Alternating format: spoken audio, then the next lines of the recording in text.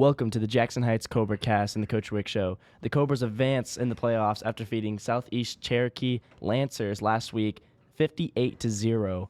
The Cobras have another big game this week, looking for a deep playoff run. Coach, thank you for being here. Yeah, thanks for having me again. Let's start off by talking about last week's game against Southeast Cherokee. The Cobras dominated from start to finish. What were your impressions of the game? You know, I thought we came out there in the first half and took care of business and did what we needed to do. Varsity scored a touchdown, had a pick. I thought the offense executed up to par, but honestly, it was the defense, there in the first half with our varsity playing. Majority of the snaps, I think Southeast Cherokee had negative 66 yards of total offense in the first half and ended up with negative 33 yards for the game. So that's exceptional for the defense. And, JV got to go in there in the second half and score a touchdown, and I thought they ran good offense as well. So it was overall a good game for us. So just taking it one step, one game at a time. So we're ready for this week. So speaking of our JV, the varsity defense left the game at the end of the third quarter, and the varsity offense left the game at the end of the first half, up 50-0. Our JV was able to go in there, score a touchdown, and hold the Lancers.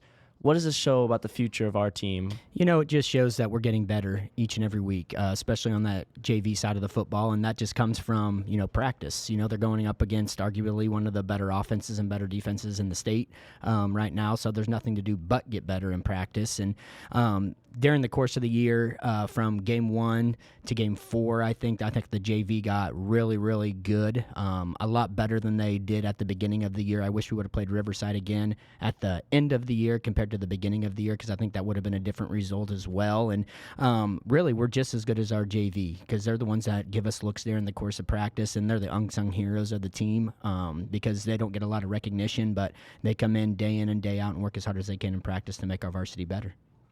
So this week we prepare for a much more familiar face in the playoffs as we take on Olpe. So what is your preparation this week going to look like going for Olpe? It's just the same preparation that we do each and every week. And, dealing with Olpe, we played them 3 or 4 years ago, and we played them twice during the course of their runs where they won back-to-back state titles. So we had 2 losses to them in those years. So we've had 4 losses. I think I'm 0-5 or 0-6 against them in my career. So it's one of those things that we're going to go in there and we're going to play our best football. And Olpe's a great coach team. They do a lot of the fundamentals right, and they do a lot of different formations that we got to, get accustomed to. But it's something that, during the course of the league schedule we've seen. We've seen most everything that everybody's going to run against us. There's a little tweaks here and there. But overall, I think Olpe's going to be a very, very good test for us. They're a great football team, and we'll have to have our, I's dotted and our T's crossed for the game on Friday. So as we mentioned here just briefly, Olpe is historically been known as a good athletic program with winning, like you said, back-to-back state football championships, also some in basketball too. What would it mean for our team, for you, to get a win over a team like this? It's just a step in the right direction.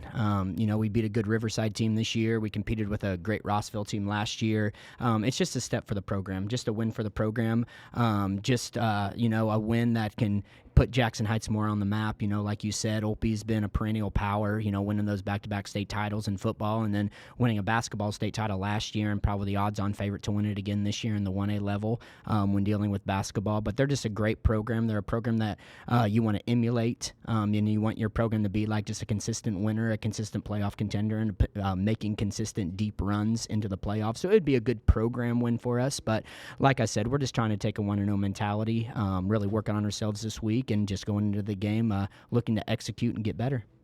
So now going on to you personally, we've mentioned this on the show before, but Coach, you're a Pittsburgh Steelers fan, and with a good win over this weekend over the current number 1 team in the NFL, the Indianapolis Colts, how do you think the Steelers will win out the division? I mean, you got the Bengals, Ravens, Browns. I mean, those are some pretty decent teams there. Yeah, so we look at really the Ravens would be the top competitor, but actually this week the defense showed up for the Steelers. I think they had 5 or 6 takeaways, and Aaron Rodgers, dink and dunking all the way down the field.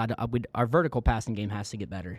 Aaron Rodgers can throw the ball down the field, and we got DJ Metcalf, which we haven't really used, I think, to his potential going into this year. We have some pretty good, decent running backs with Warren.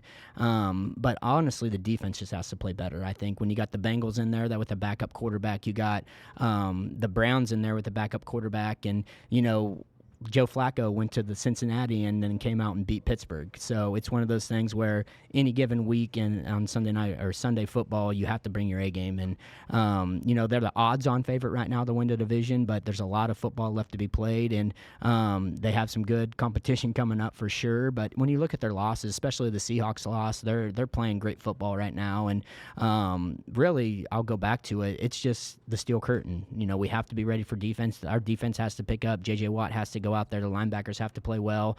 The secondary has to play better coverage. I think the secondary is playing a little loose right now for them, but I know Mike Tomlin will get them, prepared and ready to go. And, Steeler Nation, let's go. So Jackson Heights Cobras will take on the Olpe Eagles this week at home in the regional round of the 1A playoffs. If you can, please come out and come and support. The kickoff will be at 7 p.m. Coach, good luck, and thank you for joining us. Thank you, guys, as always.